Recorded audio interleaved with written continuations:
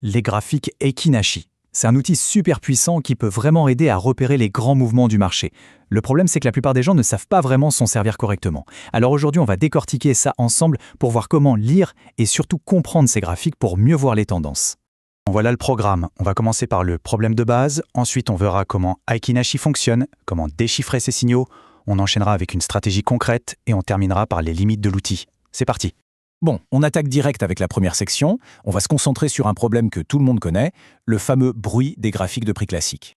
C'est la question à laquelle Eikinashi essaie de répondre. Quand on regarde des chandeliers japonais classiques, franchement, c'est parfois un vrai casse-tête de voir où va la tendance au milieu de toutes ces petites fluctuations, ce qu'on appelle le bruit du marché.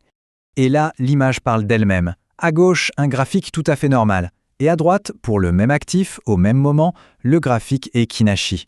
La différence est juste frappante. La vue est bien plus douce, plus lisse, et la tendance de fond, elle, saute aux yeux. C'est ça le super pouvoir de cet outil. Passons à la suite. Comment est-ce que ça marche, ce tour de magie? Il est temps de démystifier un peu ce qu'est vraiment Eikinashi et comment il arrive à nous donner cette clarté. En fait, tout est dans le nom. Eikinashi, en japonais, ça veut dire barre moyenne. Et son but est hyper simple, lisser les prix pour faire le ménage, enlever le bruit et rendre les tendances beaucoup plus évidentes. Et ça marche sur n'importe quel marché, n'importe quelle unité de temps. Alors, quel est le secret? Eh bien, tout est dans le calcul. Un chandelier normal, c'est simple, il utilise les vrais prix d'ouverture et de clôture.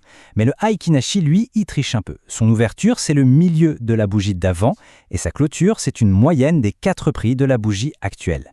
C'est ce mélange entre le passé récent et le présent qui crée ce fameux effet de lissage. Ok, maintenant qu'on sait comment c'est fait, on va apprendre à le lire. Cette section, elle est dédiée à l'interprétation des signaux visuels bien spécifiques que nous envoient les bougies Akihashi. Pour une tendance haussière bien solide, c'est très visuel. On cherche une série de bougies vertes. Mais le détail crucial, le truc à regarder, c'est qu'elles n'ont quasiment pas de mèche en bas.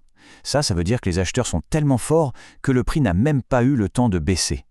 Et pour la tendance baissière, c'est l'exact opposé, l'image miroir. On voit une série de bougies rouges et cette fois, elles n'ont presque pas de mèche, vers le haut. C'est le signe clair que les vendeurs ont la main.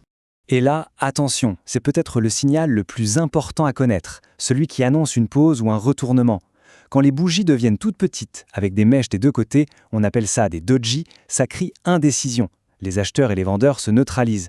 C'est un avertissement lumineux, la tendance s'épuise et pourrait bien changer de sens. Allez, passons à la pratique. C'est bien beau tout ça, mais comment on s'en sert pour de vrai? Comment on peut bâtir une stratégie avec ces signaux? C'est ce qu'on va voir maintenant. Alors, premier point, et il est fondamental, Eikinashi, ça ne s'utilise pas tout seul dans son coin.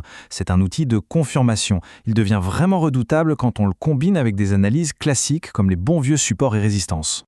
Voici une petite recette en 4 étapes. D'abord, on repère une zone de prix importante, un support, une résistance. 2. On attend patiemment qu'un signal de retournement Eikinashi, un petit doji par exemple, apparaisse pile sur ce niveau. 3. On va vérifier sur un graphique normal si on a aussi un signal de confirmation. Et 4, et ça c'est crucial, on utilise les vrais prix du graphique standard pour placer son entrée et son stop. Cette phrase résume parfaitement la logique. On voit un doji, donc de l'indécision, qui apparaît sur un gros niveau de support. C'est un cocktail parfait, un signal d'achat potentiel hyper intéressant. C'est vraiment la combinaison de l'indicateur et de la structure du marché qui crée l'opportunité. Bon, pour terminer, il faut être juste et avoir une vision complète. Dans cette dernière partie, on va parler des avantages bien sûr, mais aussi des inconvénients de Eikinashi, parce que oui, il y en a. Faisons le bilan. Côté avantage, ça filtre le bruit, ça rend les tendances limpides, et ça peut même aider psychologiquement à rester dans un trade gagnant. Côté inconvénient, cette clarté, elle a un coût. Le prix affiché est toujours un peu en retard, ce ne sont pas les vrais prix d'ouverture et de clôture, et ça peut cacher des infos importantes comme les gaps. Et dans un marché qui ne va nulle part, c'est beaucoup moins utile. On finit donc sur cette question qui est en fait le compromis de Eikinashi. Est-ce que la clarté visuelle, cette facilité à suivre une tendance, vaut le coup de trader avec un léger décalage sur le prix?